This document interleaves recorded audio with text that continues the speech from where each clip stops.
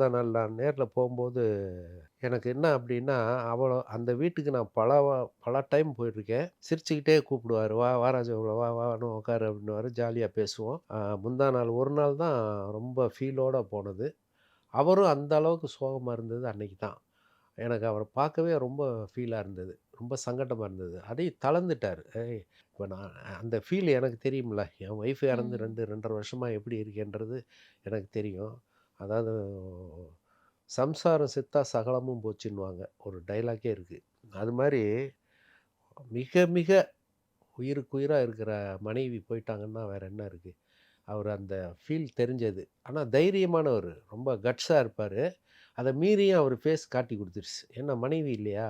இவ்வளோ வருஷங்களா இருந்துட்டு 40, 50 வருஷமா கல்யாணம் பண்ணி கூடவே இருந்துட்டு, கடைசியில அப்படி விட்டுட்டு போயிட்டோம்னா, ரொம்ப வருத்தம். நம்ம என்னத்த ஆறுதல் சொல்றது? நான் அண்ணனுக்கு. ம். அப்படி கூட இருந்துட்டு கொஞ்சம் கூட உட்காந்துருந்தோம். அப்புறம் செந்தில் அண்ணன் வந்தாரு, சத்யராஜ் சாரு, அ தளபதி விஜய் வந்தாங்க.